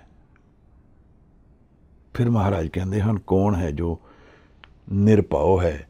ਨਾਨਕ ਨਿਰਭਉ ਨਿਰੰਕਾਰ ਸੱਚ ਏਕ। ਕੇਵਲ ਇੱਕ ਨਿਰੰਕਾਰ ਹੀ ਹੈ ਜੋ ਨਿਰਭਉ ਹੈ। ਅਸੀਂ ਸਾਰੇ, ਇਹ ਸਾਰੀ ਕ੍ਰੀਏਸ਼ਨ, ਸਾਰੀ ਸ੍ਰਿਸ਼ਟੀ, ਪੂਰਾ ਯੂਨੀਵਰਸ ਇੱਕ ਭੈ ਔਰ ਹੁਕਮ ਦੇ ਵਿੱਚ ਚੱਲਦਾ ਹੈ। ਕੇਵਲ ਨਿਰੰਕਾਰ ਹੀ ਆਜ਼ਾਦ ਹੈ ਭਉ ਤੋਂ, ਫੀਅਰ ਤੋਂ। ਇਸ ਕਰਕੇ ਮੂਲ ਮੰਤਰ ਵਿੱਚ ਸਾਹਿਬ ਨੇ ਨਿਰਭਉ ਇੱਕ ਓਂਕਾਰ ਦੀ ਇੱਕ ਕੁਆਲਿਟੀ ਦੱਸੀ ਹੈ। ਔਰ ਉਹਦੇ ਜਾਪ ਜਦੋਂ ਮਨ ਨੂੰ ਅਸੀਂ ਉਤਾਰਦੇ ਹਾਂ ਤੇ ਅਸੀਂ ਵੀ ਭੈ ਤੋਂ ਰਹਿਤ ਹੋ ਜਾਂਦੇ ਹਾਂ। ਦਰਅਸਲ ਜੋ ਭੈ ਨੂੰ ਯੂਜ਼ ਕਰੇਗਾ ਐਜ਼ ਏ ਟ੍ਰਾਂਜੈਕਸ਼ਨ, ਉਹ ਫਿਰ ਭੈ ਦੇਗਾ ਤਾਂ ਉਹਨੂੰ ਭੈ ਮਹਿਸੂਸ ਵੀ ਹੋਏਗਾ। ਭੈ ਕਾਹੂ ਕੋ ਦੇਤ ਨੇ ਨਹਿ ਭੈ ਮਾਨਤ ਆਨ। ਗੁਰੂ ਕਹਿੰਦਾ ਗੁਰਮੁਖ ਦੀ ਇਹ ਵਿਧੀ ਹੈ, ਨਾ ਉਹ ਦਿੰਦਾ ਹੈ ਭੈ, ਨਾ ਉਹ ਲੈਂਦਾ ਹੈ ਭੈ। ਇਸ ਕਮੋਡਿਟੀ ਨੂੰ ਉਹ ਨਹੀਂ ਜਾਣਦਾ, ਉਹਨੂੰ ਡੀਲ ਨਹੀਂ ਕਰਦਾ ਇਹਦੇ ਵਿੱਚ। ਇਹ ਕਰੰਸੀ ਉਹਦੇ ਮਨ ਵਿੱਚ ਨਹੀਂ ਵਰਤਦੀ, ਕਿਉਂਕਿ ਨਿਰੰਕਾਰ ਨਾਲ ਇਕਮਿਕ ਹੈ ਮਨ। ਮੇਰਾ ਨਹੀਂ ਹੈ, ਤੁਹਾਡਾ ਸ਼ਾਇਦ ਹੋਏ, ਪਰ ਇੱਥੇ ਜਾਣ ਦੀ ਲੋੜ ਹੈ। ਮਨ ਨੂੰ ਸ਼ਬਦ ਔਰ ਬਾਣੀ ਰਸਤੇ ਇਕਾਗਰ ਕਰਨ ਦੀ ਲੋੜ ਹੈ। ਮਹਾਰਾਜ ਕਹਿ ਰਹੇ ਹਨ, ਸਿਰਫ ਇੱਕ ਨਿਰੰਕਾਰ ਹੈ ਜੋ ਭੈ ਤੋਂ ਬਿਨਾਂ ਹੈ। ਮਹਿਲਾ ਪਹਿਲਾ, ਨਾਨਕ ਨਿਰਭਉ ਨਿਰੰਕਾਰ ਹੋਰ ਕੀਤੇ ਰਾਮ ਰਵਾਲ। ਮਹਾਰਾਜ ਕਹਿੰਦੇ ਹਨ ਕਿ ਇੱਕ ਨਿਰਭਉ ਕੇਵਲ ਨਿਰੰਕਾਰ ਹੈ ਔਰ ਕਿਤਨੇ ਹੀ ਰਾਮ ਉਹਦੇ ਅੱਗੇ ਮੱਟੀ ਹਨ, ਮੱਟੀ ਦਾ ਰੂਪ ਹਨ। ਉਹਦੇ ਜੋੜਿਆਂ ਦੇ ਵਿੱਚ, ਉਹਦੇ ਚਰਨਾਂ ਦੇ ਵਿੱਚ, ਉਹਦੇ ਮੱਟੀ ਦੇ ਵਿੱਚ ਬੈਠੇ ਹਨ, ਬਿਰਾਜਮਾਨ ਹਨ। ਆਈਡੈਂਟੀਟੀ ਤੋਂ ਪਰੇ ਹੈ ਨਿਰੰਕਾਰ। ਜਿਤਨੀਆਂ ਆਈਡੈਂਟੀਟੀਜ਼ ਹਨ ਉਹਦੇ ਹਜ਼ੂਰੀ ਵਿੱਚ ਹੀ ਹਨ। ਭਾਵੇਂ ਉਹ ਦੇਵਤੇ ਹੋਣ, ਭਾਵੇਂ ਉਹ ਸੁਰ ਹੋਣ, ਜੋ ਵੀ ਉਹਨਾਂ ਦੀ ਕੁਆਲਿਟੀਜ਼ ਹਨ, ਉਹ ਸਭ ਉਹਦੇ ਅੱਗੇ ਮੱਟੀ ਹਨ, ਮੱਟੀ ਦੇ ਰੂਪ ਵਿੱਚ ਹਨ, ਯਾਨੀ ਨਥਿੰਗ ਹਨ। ਉਹਦੀ ਕਿਰਪਾ ਨਾਲ ਹੀ ਹਨ। ਕੇਤੀਆਂ ਕੰਨ ਕਹਾਣੀਆਂ ਕੇਤੇ ਵੇਦ ਵਿਚਾਰ। ਇਸੇ ਤਰ੍ਹਾਂ ਕ੍ਰਿਸ਼ਨ ਦੇ ਕਹਾਣੀਆਂ ਹਨ, ਕਿਤਨੀ ਹਨ, ਕਹਿ ਰਹੇ ਹਨ। ਇਹ ਬੇਅੰਤ ਹਨ ਇਹੋ ਜਿਹੀ ਪਰਸਨੈਲਿਟੀਜ਼ ਜਿਹੜੀ ਉਹਦੀ ਕਿਰਪਾ ਨਾਲ ਬਣਦੀਆਂ ਹਨ, ਉਹਦੇ ਬਿਨਾਂ ਮੱਟੀ ਹਨ। ਪਰ ਅਸੀਂ ਉਹਦਾ ਕੀ ਕਰਦੇ ਹਾਂ? ਕੇਤੇ ਨੱਚੇ ਮੰਗਤੇ ਗਿੜਮਿੜ ਪੂਰੇ ਤਾਲ। ਅਸੀਂ ਉਹਨੂੰ ਇਮੀਟੇਟ ਕਰਦੇ ਹਾਂ, ਕਾਪੀ ਕਰਦੇ ਹਾਂ, ਨੱਚਦੇ ਹਾਂ, ਮੰਗਦੇ ਬਣ ਕੇ ਅਸੀਂ ਉਹਦੀ ਗੱਲਾਂ ਕਰਦੇ ਹਾਂ, ਗਿੜਮਿੜ ਗੋਲ ਮੋਲ ਘੁੰਮਦੇ ਹਾਂ, ਨੱਚ ਕੇ ਕਹਿੰਦੇ ਹਾਂ ਕਿ ਸਾਨੂੰ ਨਿਰੰਕਾਰ ਦਾ ਗਿਆਨ ਹੈ। ਹਜ਼ੂਰ ਕਹਿੰਦੇ ਹਨ ਗਿਆਨ ਨਹੀਂ ਹੈ। ਇਹ ਬਾਜ਼ਾਰ ਦੀ ਗੱਲ ਚੱਲ ਰਹੀ ਹੈ। ਜਿਵੇਂ ਅੱਜ ਕੱਲ੍ਹ ਸਾਨੂੰ ਅਨੇਕ ਹੀ ਗੁਰੂ ਦਿਖਦੇ ਹਨ, ਗੁਰੂਡਮ ਵੇਚਦੇ ਹਨ। ਉਹਨਾਂ ਦੇ ਸਿੱਖ ਵੀ ਝੂਠ ਦੇ ਵਪਾਰ ਵਿੱਚ ਲੱਗੇ ਹਨ, ਉਹ ਵੀ ਝੂਠ ਦਾ ਵਪਾਰ ਕਰਦੇ ਹਨ। ਬਾਜ਼ਾਰੀ ਬਾਜ਼ਾਰ ਮੇਂ ਆਏ ਕੱਢੇ ਬਾਜ਼ਾਰ। ਇਹ ਸਭ ਬਾਜ਼ਾਰੀ ਗੱਲਾਂ ਹਨ, ਹਲਕੀਆਂ ਗੱਲਾਂ ਹਨ। ਨਿਰੰਕਾਰ ਦੇ ਦਰਸ਼ਨ, ਨਿਰੰਕਾਰ ਦਾ ਗਿਆਨ ਗੱਲਾਂ ਨਾਲ ਨਹੀਂ ਪ੍ਰਾਪਤ ਹੋ ਸਕਦਾ। ਗਾਵੇ ਰਾਜੇ ਰਾਣੀਆਂ ਬੋਲੇ ਆਲ ਪਤਾਲ। ਰਾਜੇ ਔਰ ਰਾਣੀਆਂ ਗਾਉਂਦੇ ਹਨ, ਉਹਦੀਆਂ ਗੱਲਾਂ ਕਰਦੇ ਹਨ, ਇਮੀਟੇਟ ਕਰਦੇ ਹਨ ਜਿਵੇਂ ਉਹਨਾਂ ਨੂੰ ਗਿਆਨ ਹੈ। ਐਵੇਂ ਹੀ ਗੱਲਾਂ ਜੋ ਅਸੀਂ ਅੱਜ ਕੱਲ੍ਹ ਦੇਖਦੇ ਹਾਂ ਕਿ ਲੋਕ ਐਵੇਂ ਹੀ ਗੱਲਾਂ ਕਰਦੇ ਹਨ ਜਿਵੇਂ ਰੱਬ ਨੂੰ ਵੀ ਉਹ ਜਾਣ ਲਿਆ, ਸਭ ਕੁਛ ਹੀ ਜਾਣ ਲਿਆ। ਹਜ਼ੂਰ ਕਹਿੰਦੇ ਹਨ, ਲੱਖ ਟੱਕੀਆਂ ਕੇ ਮੁੰਦੜੇ ਲੱਖ ਟੱਕੀਆਂ ਕੇ ਹਾਰ। ਫਿਰ ਪ੍ਰੈਜੈਂਟੇਸ਼ਨ ਮੈਟਰ ਕਰਦੀ ਹੈ, ਕਿਵੇਂ ਅਸੀਂ ਪ੍ਰੈਜ਼ੈਂਟ ਕਰਦੇ ਹਾਂ। ਤਾਂ ਇਸ ਲਈ ਲੱਖਾਂ ਦੇ ਹਾਰ ਪਾ ਲਏ ਜਾਂ ਮੁੰਦਰੀਆਂ ਪਾ ਲਈਆਂ, ਉਹਦੇ ਨਾਲ ਇੰਪ੍ਰੈਸ ਕਰਨ ਦਾ ਯਤਨ ਕਰਦੇ ਹਾਂ ਅਸੀਂ। ਪਰ ਜੀਵਨ ਦਾ ਗਿਆਨ, ਜੀਵਨ ਬਾਰੇ ਗਿਆਨ ਇਹਨਾਂ ਚੀਜ਼ਾਂ ਨਾਲ ਕੋਈ ਰਿਲੇਸ਼ਨ ਨਹੀਂ ਰੱਖਦਾ।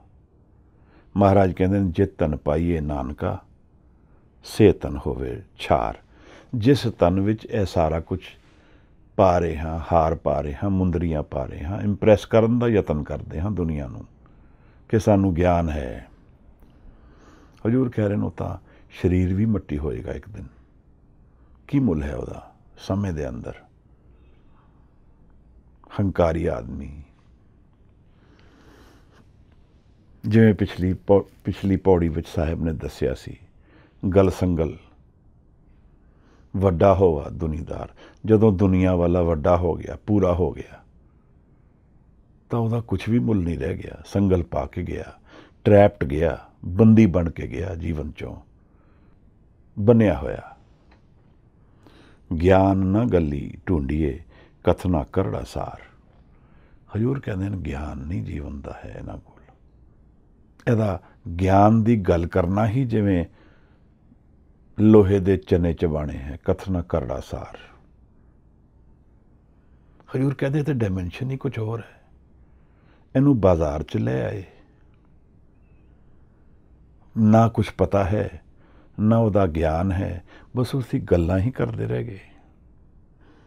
ਸਾਹਿਬ ਜੋ ਨਿਚੋੜ ਦਿੰਦੇ ਹਨ ਫਿਰ ਸਾਨੂੰ, ਕਰਮ ਮਿਲੇ ਤਾਂ ਪਾਈਏ ਹੋਰ ਹਿਕਮਤ ਹੁਕਮ ਖੁਆਰ। ਇਹ ਦਰਵਾਜ਼ਾ ਜਿਹੜਾ ਜੀਵਨ ਦਾ ਹੈ, ਉਹਦੇ ਕਰਮ ਨਾਲ ਮਿਲਦਾ ਹੈ। ਗੁਰੂ ਦੁਆਰ ਉਹਦੀ ਨਜ਼ਰ ਨਾਲ ਮਿਲਦਾ ਹੈ। ਔਰ ਇਹਦੀ ਮੇਰੀ ਚਲਾਕੀਆਂ, ਮੇਰੇ ਮਨ ਦੀ ਚਲਾਕੀਆਂ, ਹੋਰ ਹਿਕਮਤ ਹੁਕਮ ਖੁਆਰ, ਔਰ ਹੁਕਮ ਕਰਨੇ, ਲੋਕਾਂ ਨੂੰ ਪਾਵਰ ਦਿਖਾਣੀ, ਇਹ ਸਭ ਸਰੀਰ ਦੇ ਹੰਕਾਰ ਦੇ ਦਰਸ਼ਨ ਹਨ। ਇਹਦੇ ਵਿੱਚੋਂ ਸੱਤ ਦਾ ਕੋਈ ਵੀ ਗਿਆਨ ਨਹੀਂ ਹੈ।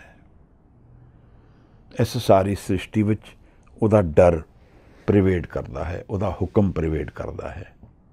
ਔਰ ਅਗਰ ਉਸ ਤੇ ਡਰ ਨੂੰ ਮੈਂ ਵਰਤ ਕੇ ਜੀਵਨ ਨੂੰ ਚੇਂਜ ਕਰ ਸਕਾਂ, ਜੀਵਨ ਨੂੰ ਸ਼ਬਦ ਔਰ ਸੁਰਤ ਨਾਲ ਜੋੜ ਸਕਾਂ, ਤਾਂ ਮਹਾਰਾਜ ਕਹਿੰਦੇ ਹਨ ਫਿਰ ਉਹ ਰਸਤਾ ਹੈ। ਪੌੜੀ ਦੇ ਵਿੱਚ ਇਹਦੇ ਦਰਸ਼ਨ ਮਹਾਰਾਜ ਕਰਾਉਂਦੇ ਹਨ। ਰਾਹ ਕੀ ਹੈ ਸਾਹਿਬ? ਕਿਵੇਂ ਖੋਲਾਂਗੇ ਇਸ ਦਰਵਾਜ਼ੇ ਨੂੰ? ਡਰ ਤੋਂ, ਭੈ ਤੋਂ ਕਿਵੇਂ ਦੂਰ ਜਾਵਾਂਗੇ? ਮਹਾਰਾਜ ਕਹਿੰਦੇ, ਨਦਰ ਕਰੇ ਜੇ ਆਪਣੀ ਤਾਂ ਨਦਰੀ ਸਤਿਗੁਰ ਪਾਇਆ। ਉਸ ਦੀ ਨਜ਼ਰ ਹੋ ਜਾਏ ਤਾਂ ਮੈਂ ਗੁਰੂ ਨੂੰ ਪ੍ਰਾਪਤ ਕਰ ਲਵਾਂਗਾ। ਗੁਰੂ ਕੌਣ ਹੈ ਅਸੀਂ ਵਿਚਾਰ ਚੁੱਕੇ ਹਾਂ ਕਈ ਵਾਰ। ਇਹਦੀ ਡਾਇਮੈਂਸ਼ਨਸ ਗੁਰੂ ਦੀਆਂ ਅਸੀਂ ਵਿਚਾਰ ਚੁੱਕੇ ਹਾਂ। ਮਨ ਵਿੱਚ ਚਾਨਣ ਪ੍ਰਕਾਸ਼ ਗਿਆਨ ਰੂਪੀ ਸ਼ਬਦ ਉਤਰੇਗਾ ਉਹਦੀ ਨਜ਼ਰ ਨਾਲ, ਪਰ ਮੇਰਾ ਮਨ ਇਕਾਗਰ ਨਹੀਂ ਹੋਏਗਾ ਤਾਂ ਨਜ਼ਰ ਵੀ ਨਹੀਂ ਪਾ ਸਕਾਂਗਾ। ਇਕਾਗਰ ਮਨ ਚਾਹੀਦਾ ਹੈ। ਮੈਂ ਆਪਣੇ ਆਪ ਨੂੰ ਡਿਸਟਰੈਕਟਿਡ ਰੱਖਾਂਗਾ, ਜਿਵੇਂ ਅੱਜ ਕੱਲ੍ਹ ਦੇ ਜੀਵਨ ਵਿੱਚ ਅਸੀਂ ਰੋਜ਼ਮर्रा ਦੇ ਜੀਵਨ ਵਿੱਚ ਕਰਦੇ ਹਾਂ। ਅਸੀਂ ਆਪਣੇ ਆਪ ਨੂੰ ਡਿਸਟਰੈਕਟਿਡ ਰੱਖਦੇ ਹਾਂ। ਨੈਟਫਲਿਕਸ ਦੇਖ ਲਈਏ, ਚੰਗਾ ਖਾਣਾ ਖਾ ਲਈਏ, ਗੱਲਾਂ ਹੀ ਫੋਨ 'ਤੇ ਕਰਦੇ ਰਹੀਏ, ਫੇਸਬੁੱਕ 'ਤੇ ਬੈਠੇ ਰਹੀਏ। ਇਹ ਸਾਰੀ ਡਿਸਟਰੈਕਸ਼ਨਸ ਹਨ। ਮੈਂ ਨਹੀਂ ਕਹਿ ਰਿਹਾ ਇਹ ਗਲਤ ਹਨ। ਮੈਂ ਇਹ ਕਹਿ ਰਿਹਾ ਕਿ ਜੀਵਨ ਦਾ ਕੋਈ ਸਮਾਂ ਹੈ ਜਦੋਂ ਮੈਂ ਅੰਤਰ ਜਾਂਦਾ ਹਾਂ, ਜਦੋਂ ਮੈਂ ਵਿਕਾਸ ਨੂੰ ਲੱਭਦਾ ਹਾਂ ਆਪਣੇ ਮਨ ਵਿੱਚ। ਕੁਝ ਸਮਾਂ ਐਸਾ ਹੈ ਜਦੋਂ ਮੈਂ ਆਪਣੀ ਸੈਕਸ਼ੂਅਲ ਐਨਰਜੀ ਨੂੰ ਸਪਿਰਿਚੁਅਲਿਟੀ ਵੱਲ ਇਨਵਾਈਟ ਕਰਦਾ ਹਾਂ। ਜਿਵੇਂ ਗੁਰੂ ਸਾਹਿਬ ਨੇ ਸਿੱਧਗੋਸ਼ਟ ਵਿੱਚ ਸਮਝਾਇਆ ਹੈ ਕਿ ਬਿੰਦ ਨਾ ਰੱਖਿਆ, ਆਪਣੀ ਐਨਰਜੀ ਨੂੰ ਵੇਸਟ ਹੀ ਕਰਦਾ ਰਿਹਾ, ਉਸ ਨੂੰ ਕਨਵਰਟ ਨਹੀਂ ਕੀਤਾ। ਉਹ ਡਰ ਦੀ ਸ਼ਕਤੀ ਨੂੰ ਕਨਵਰਟ ਕਰਨਾ ਹੈ, ਪਰ ਉਸ ਨੂੰ ਡਰ ਨਾਲ ਬਹਾਈ ਦਿੱਤੀ ਸ਼ਕਤੀ।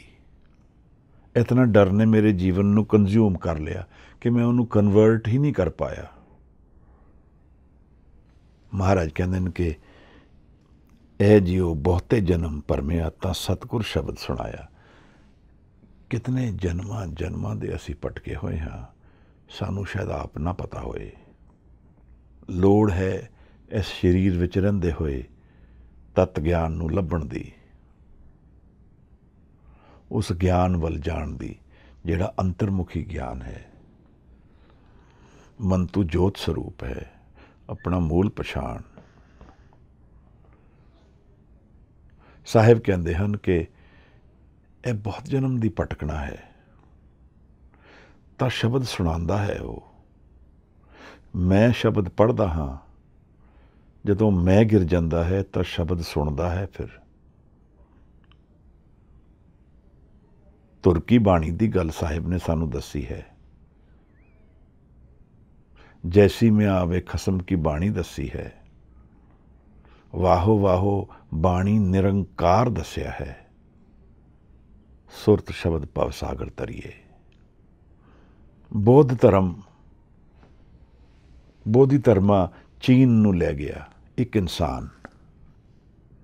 ਹਿੰਦੁਸਤਾਨ ਵਿੱਚ ਬੌਧ ਧਰਮ ਖਤਮ ਹੋ ਗਿਆ, ਪਰ ਚੀਨ ਵਿੱਚ ਜਾ ਕੇ ਚੰਨ ਬਣਿਆ ਔਰ ਜਾਪਾਨ ਤੱਕ ਪਹੁੰਚਦੇ ਪਹੁੰਚਦੇ ਜ਼ੈਨ ਬਣ ਗਿਆ।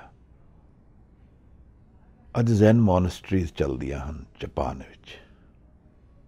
ਬਹੁਤ ਡਿਸਪਲਿਨ ਹੈ, ਮੈਂ ਤਾਂ ਦੇਖ ਕੇ ਹੈਰਾਨ ਰਹਿ ਗਿਆ। ਉਹਨਾਂ ਦਾ ਅਭਿਆਸ ਹੈ, ਘੰਟੋਂ ਅਭਿਆਸ ਕਰਦੇ ਹਨ ਮਨ ਨੂੰ, ਔਰ ਮਨ ਦੀ ਹਜ਼ੂਰੀ ਵਿੱਚ ਰਹਿਣ ਦਾ ਅਭਿਆਸ ਕਰਦੇ ਹਨ। ਸਾਨੂੰ ਮਹਾਰਾਜ ਨੇ ਕੀਰਤਨ ਬਖਸ਼ਿਆ ਹੈ। ਕੀਰਤਨ ਤਾਂ ਅਸੀਂ ਕਰਦੇ ਹਾਂ, ਪਰ ਸਾਡੇ ਮਨ ਵਿੱਚ ਧਿਆਨ ਨਹੀਂ ਆਇਆ। ਅਸੀਂ ਮਨ ਨੂੰ ਘੜਿਆ ਨਹੀਂ ਹੈ। ਘੜੀਏ ਸ਼ਬਦ ਸੱਚੀ ਟਕਸਾਲ, ਜਿਨ ਕੋ ਨਦਰ ਕਰਮ ਤਿਨਕਾਰ। ਨਾਨਕ ਨਦਰੀ ਨਦਰ ਨਿਹਾਲ। ਉਸ ਨਦਰ ਦੇ ਜੀਵਨ ਵਾਸਤੇ ਇਸ ਮਨ ਨੂੰ ਘੜਨਾ ਹੈ ਸ਼ਬਦ ਨਾਲ। ਮਨ ਨੂੰ ਇਕਾਗਰ ਕਰਨਾ ਹੈ, ਅੰਤਰ ਲਿਜਾਣਾ ਹੈ। ਮਹਾਰਾਜ ਕਹਿੰਦੇ ਹਨ, ਜੇ ਅਸੀਂ ਉਹਦੀ ਅਰਦਾਸ ਵਿੱਚ ਉਤਰਾਂਗੇ, ਪੁਕਾਰਾਂਗੇ, ਤਾਂ ਸ਼ਬਦ ਸਾਨੂੰ ਸੁਣੇਗਾ। ਕੁਝ ਸਮਾਂ ਦੇਈਏ, ਸ਼ਬਦ ਦੇ ਵਿੱਚ ਮਨ ਨੂੰ ਲੀਨ ਕਰ ਦੇਈਏ। ਵੈਖਰੀ ਬਾਣੀ ਵਿੱਚ ਇਕੱਲੇ ਗਾਈਏ ਭਾਵੇਂ, ਫਿਰ ਅਭਿਆਸੀ ਲੋਕ ਇਕੱਠੇ ਹੋਣ। ਮੈਨੂੰ ਕਈ ਵਾਰ ਇਸ ਤਰ੍ਹਾਂ ਮਹਿਸੂਸ ਹੁੰਦਾ ਹੈ, ਪੰਥ ਵਿੱਚ ਇੱਕ ਲਹਿਰ ਚੱਲੇ ਅਭਿਆਸੀਆਂ ਦੀ, ਇਕੱਠੇ ਹੋ ਕੇ ਅਭਿਆਸ ਕਰਨ ਸ਼ਬਦ ਦਾ। ਦੁਨੀਆ ਨੂੰ ਢੰਡੋਰਾ ਪੀਟਣ ਲਈ ਨਹੀਂ, ਆਪਣੇ ਅੰਤਰ ਨੂੰ ਜਾਗਰਿਤ ਕਰਨ ਲਈ। ਇੱਕ ਜਗ ਗਿਆ ਤਾਂ ਹਜ਼ਾਰੋਂ ਜਗਣਗੇ, ਲੱਖਾਂ ਜਗਣਗੇ। ਇੱਕ ਕਾਰਵਾਂ ਬਣ ਜਾਏਗਾ।